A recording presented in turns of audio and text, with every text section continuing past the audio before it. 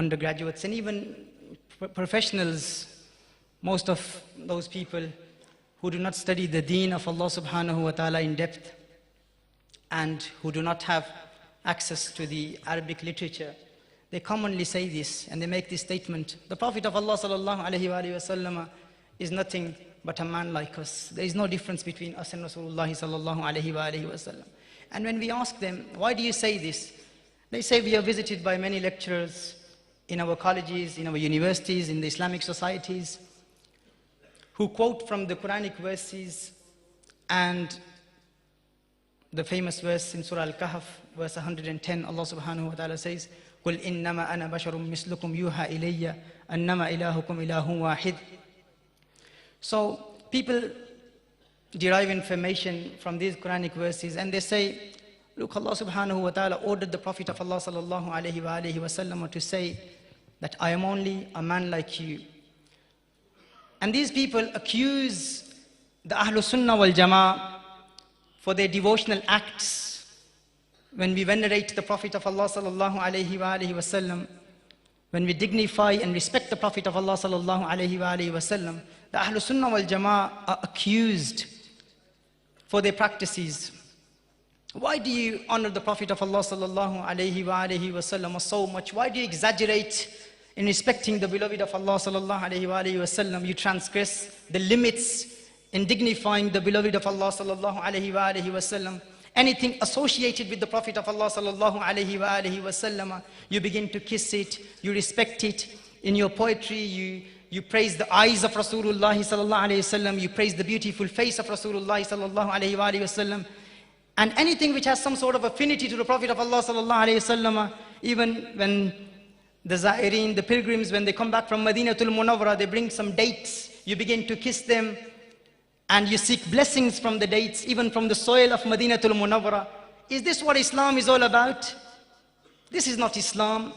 This is a common objection of people. They say this. And they make mockery of the Aqidah of Ahlus Sunnah wal Jama'ah. And then in gross arrogance, they say, قُلْ إِنَّمَا أَنَا بَشَرٌ مِثْلُكُمْ. Say, oh beloved, I'm only a man like you. So there is no difference between us and the Prophet of Allah sallallahu alayhi wa sallam. A common statement made by people. Inshallah, in this gathering,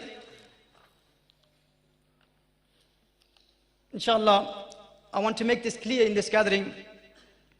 We will discuss this Quranic verse in the light of Quranic exegesis, inshallah, and the commentaries of the great ulama. I don't blame all those brothers who make these statements, because most of the English literature available today contains a lot of misconstrued verses of Quran al-Kareem.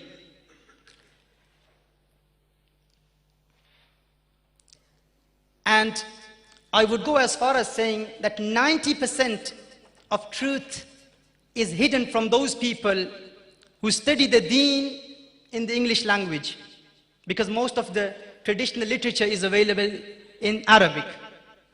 Let us begin with the Aqidah of Ahlus Sunnah wal Jama'ah, the cardinal doctrine of Ahlus Sunnah wal Jama'ah, the fundamental creed of Ahlus Sunnah wal Jama'ah with regards to Rasulullah sallallahu alayhi wa sallam. We believe that the Prophet of Allah sallallahu alayhi wa sallam is a bashar, and he sallallahu alayhi wa sallam is also a nur. We believe that the Prophet of Allah sallallahu alayhi wa sallam is a human, and he is also a nur. But being a nur and a human, these are the attributes of the Prophet of Allah sallallahu alayhi wa sallam. These are not the realities of Rasulullah sallallahu alayhi wa sallam.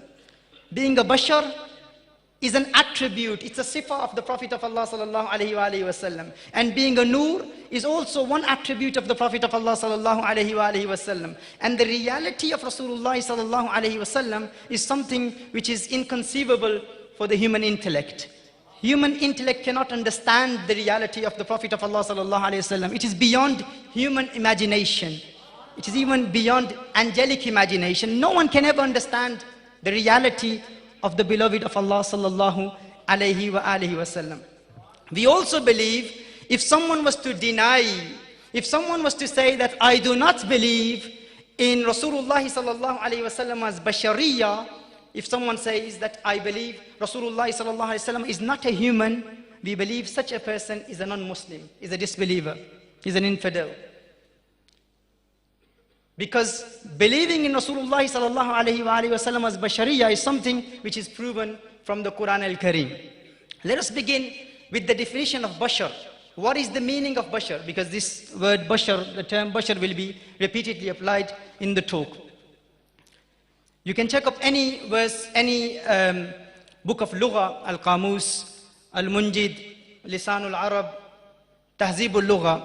They will all give you the same definition. Ibn Manzur says, Al-Basharu Zahiru Jildil Insan. Bashar is the apparent skin of a human. The visible skin of a human is Al-Bashar. Bashar is the apparent skin of a human, that which can be seen. Anything visible is Bashar.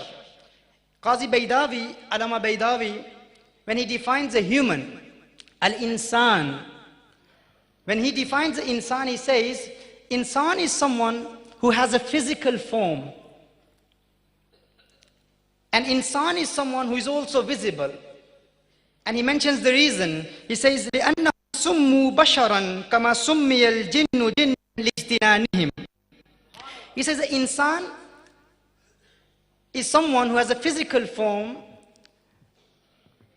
because insan is also known as a bashar. Kama summiyal jinnu jinnan lijtinanihim, the way a jinn is known as a jinn, because jinn is someone who is hidden. Jinn is someone that you cannot see. Jinnat we cannot see. Those students of Kanzul Huda, if you can remember, in the tafsir lessons, we studied the definition of jinn. And in that we studied that in the Arabic language, whenever the letters jim, noon and noon, when they appear together, whenever the letters jim, noon and noon, when they appear together, it denotes the meaning of something hidden. The word jim, noon and noon, like al-jannah. Jannah, jim, noon, noon. Jannah is paradise. We cannot see Jannah. It is ghaib, it is unseen. Also, junoon, jim, noon, noon, junoon. To be insane, insanity, madness. Now, junoon is something which covers the intellect. It covers the intellect. So the intellect is hidden. That's why whenever a word in the Arabic language has jim, noon, noon, it denotes the meaning of something being hidden.